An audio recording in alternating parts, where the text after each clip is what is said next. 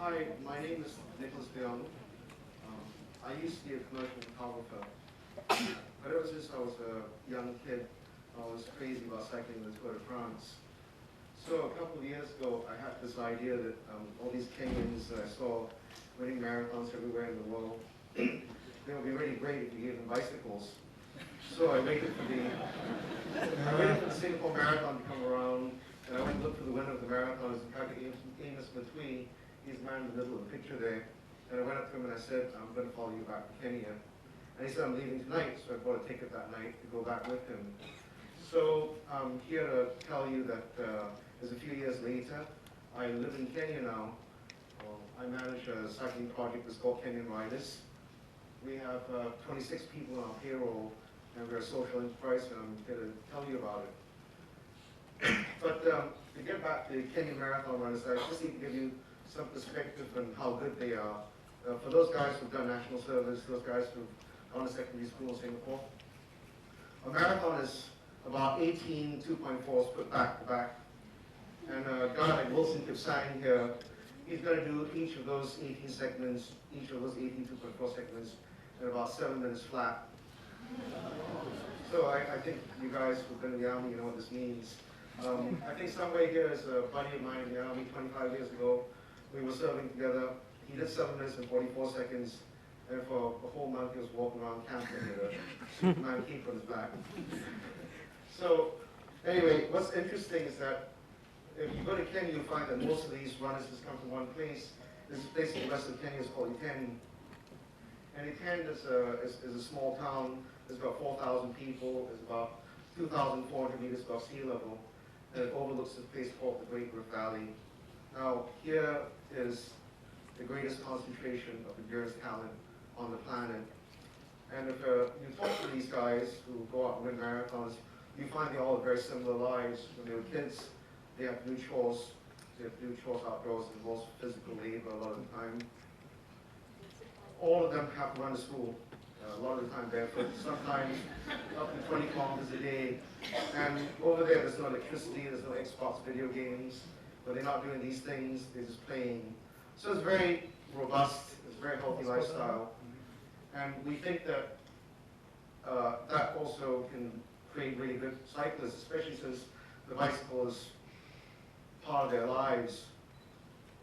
Even the physique of the Kenyan Marathon, if you look at it, he looks exactly like the winner of this year's Tour de France, Wiggins.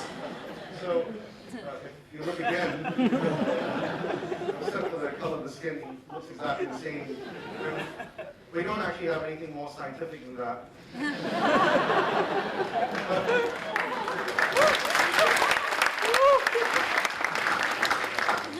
But it kind of does work, because we found this guy, I'll give you an example, his name is John Girogi, and we think he's got the heart and lungs of a marathon runner. And we found him, he was transporting milk in his bike with this guy over here, and he was in our camp for about a year. This year we sent him over to France with the rest of the team, and they were just having a great time in the foothills of the Pyrenees, and just having a blast.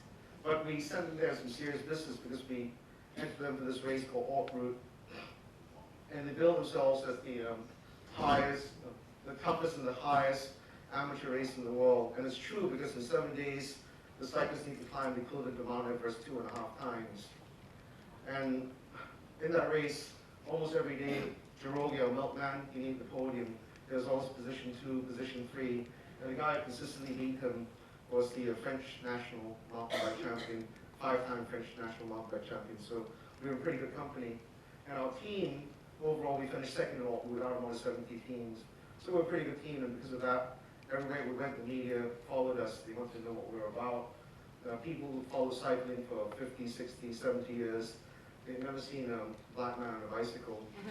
So because of that, we've been featured in lots of media. We've been in the New York Times, Guardian, Telegraph, whatever, French TV, that kind of thing. And every time the media came to us, and they asked us for a spokesperson, we would send up Tom. Tom's this guy, he's likable, he's very articulate, and he's also a pretty good cyclist, because he finished with the top 10 in Haute Route. But what's incredible about him is that he comes with a real story. He came from a very poor single-parent family. And when I say poor, I mean poor by Kenyan standards. So when he was in primary school, his mother took him out of school and hired him out to 10 other people's cattle for, I think, $8 a month, something like that, one of those numbers. But Tom was determined to make something of his life. He taught himself to read and write. He taught himself English. And he's on our team now. So we love stories like that. And Kenyan Riders, we're just there. We want to give them the tools to kind of do something in the world, live a life, a dream, a career. And we want to provide them a platform to shine somewhere in the world one day. So a lot of that has to do with what we do on the ground. I've told you I'm the manager of the team on the ground. I've got two partners, they're here with me. Marianne is in the photograph. She's the person who's the only one who's not a man in the picture. It's me and Matthew's not around in the picture, but we couldn't be all together at the same time. And so together we planned how to move Kenyan Riders forward. And a lot of it has to do with doing as much as possible with as little money as possible. So besides running the camp, we organize races where we look like these really strong young men. And the guys that typically come for our race are people who already use the bicycle to make a living in some capacity. So you have like bicycle taxi riders, they call border drivers, and they carry people on their bicycles. I talked to you about Jiroge, the milkman. And this is Ayub Katharima. He is the fastest firewood hauler in all Western Kenya. And if you're the fastest firewood hauler in Western Kenya, we're going to hear about you.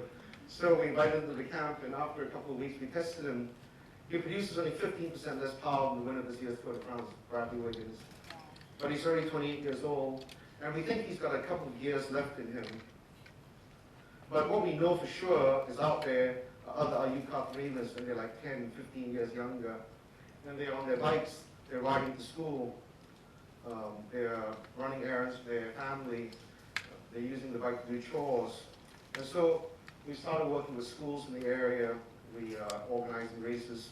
We have a scholarship program in place. We really want to have a very large talent pool, and we're very optimistic for the future. But for now, what we have is the finest cycling team that you can possibly assemble in Kenya.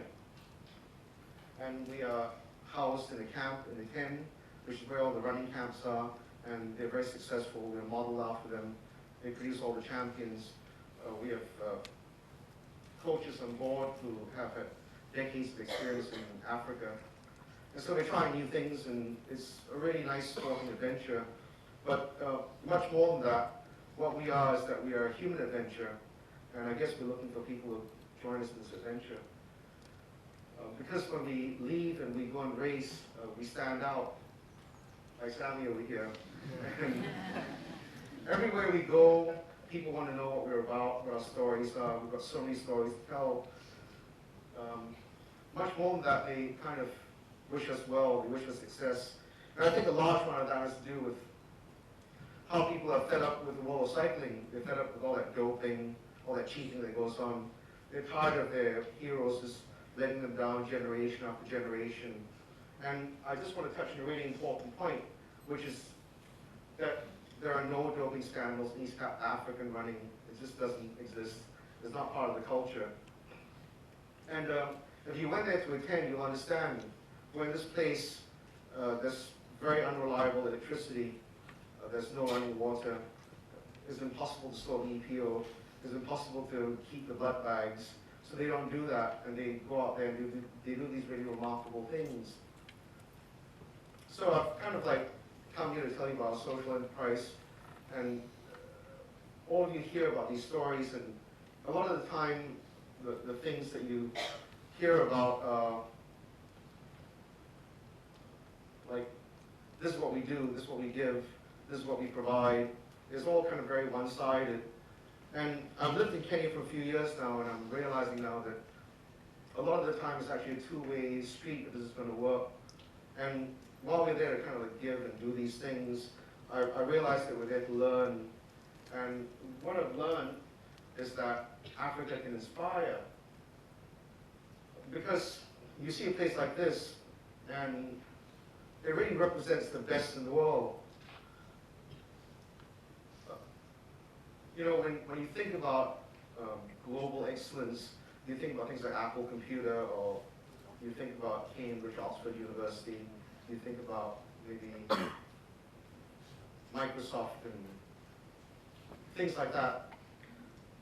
But make no mistake, this place in Penn is the Apple Computer and the Harvard and the Cambridge of distance running, this place over here.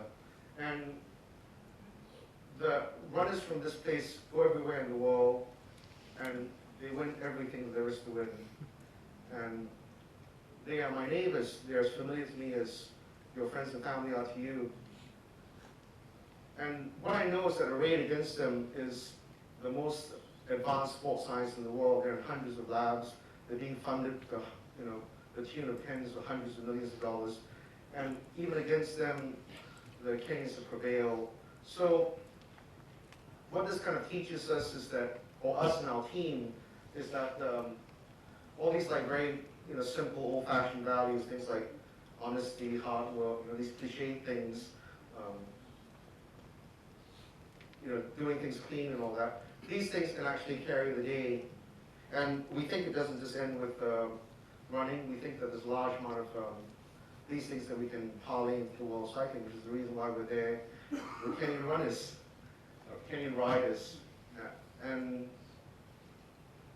we're working very hard, we're paying our dues, and so hopefully one day we'll shine somewhere in the world. So thank you very much for letting me share this with you.